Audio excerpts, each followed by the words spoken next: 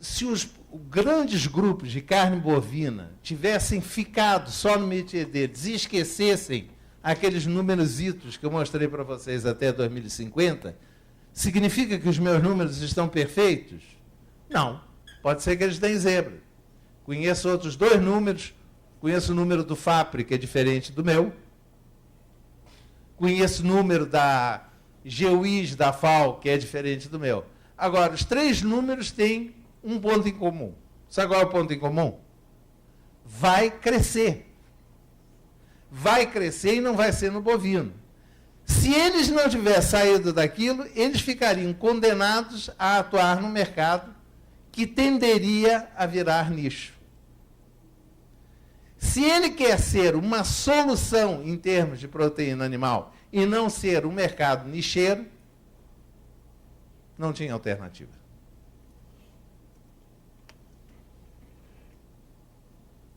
Além disso, em breve, esses grupos serão obrigados a entrar em 2 outros setores, lácteos e aquicultura.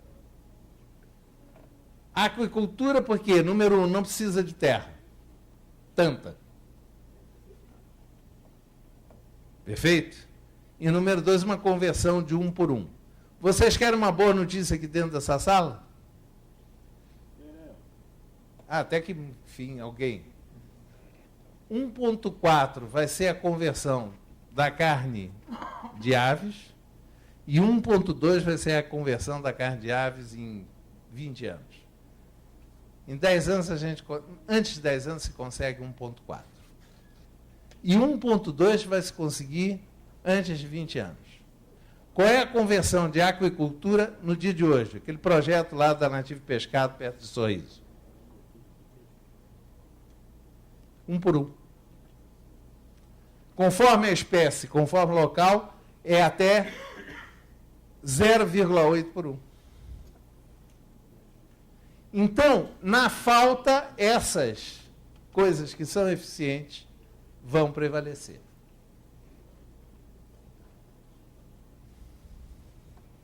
Quais são as motivações? De uma certa maneira, eu mostrei para vocês.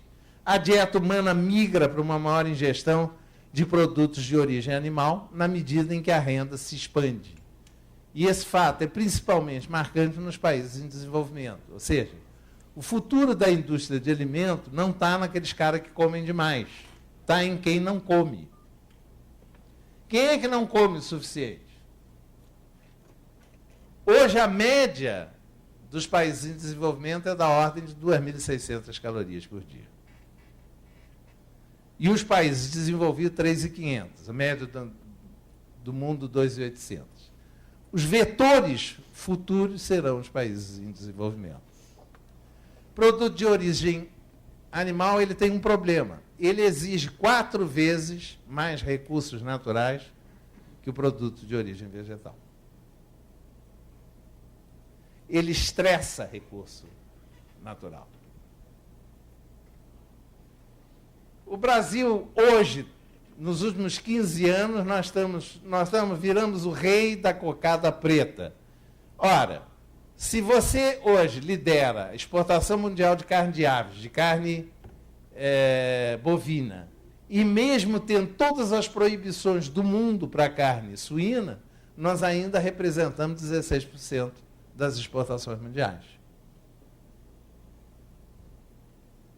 Se não surgissem grupos brasileiros que se tornassem globais, o que aconteceria com o setor de carne no Brasil? Mesmo que aconteceu com o setor de grãos. Vamos ver quem é o número 1 de grãos no Brasil? Cargill. Não é? É uma empresa brasileira. A segunda é a ADM, né? É brasileira? Não. A terceira é a Dreyfus. Passou a Bunge. A Dreyfus, ela é brasileira? A quarta é a Bunge. Ok. Me digam uma empresa brasileira de grão. Grande. Global. Com ação global. Me diz uma.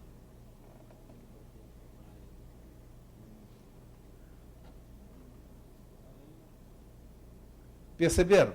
Se não surgisse, diante desse quadro que você tem, as condições de produzir e de exportar, se não surge um grupo global, o Brasil, como no caso do grão, vira de junta adverbial de lugar.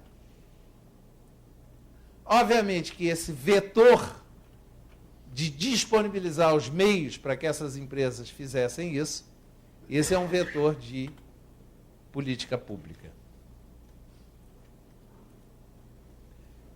Ficar querendo produzir num país para mandar para os outros países, você fica sujeito a vento, tempestade.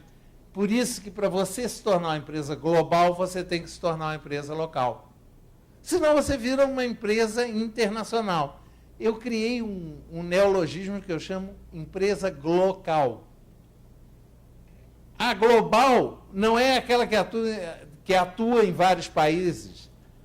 A global é aquela que é um somatório de local nos países principais. Vocês viram que em suíno 15 países são responsáveis por 80%? Eu acho que eu tenho até esse dado aqui. Veja aqui.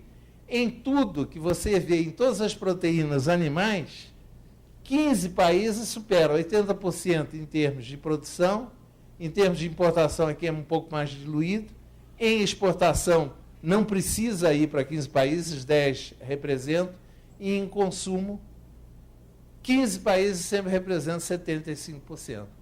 Se você quer ser uma empresa global, o que você tem que fazer? Você tem que ser local na maioria desses países. Significa que tem que estar presente nos 15 países, em cada um tipo de proteína? Não. Mas precisa ter uma ação que seja estratégica em cada um desses 15 países. Entenderam por que os caras estão comprando empresa na Argentina, nos Estados Unidos, na Europa, na Austrália? Porque todos esses países vão estar entre os grandes produtores de carne bovina aqui e ali, entre os grandes exportadores. Elimina-se a falsa noção de China, porque China, você tem que ser chinês para entender, e você vê por que os caras estão comprando aonde eles estão comprando. Blá, blá, blá, blá, blá, blá, blá, blá, blá, blá, blá, blá, eu estou já de saco cheio. Blá, blá, blá, blá, blá, blá, blá, blá, blá, blá, blá, blá, blá. Pá! Vamos aqui, esse daqui que interessa. A indústria de carnes continuará como um segmento de margens baixas. Não há dinheiro em produzir carne. Agora, tem um monte de dinheiro em marketing, logística e distribuição de carne. Essas grandes empresas que estão se formando nesse momento, elas estão garantidas? Vão para a final do campeonato? Na opinião de vocês? Não. Se vocês querem garantias, comprem um Honda, 3 anos. O Hyundai agora está oferecendo 5 anos. Não tem garantia. O processo de concentração de empresa vai continuar.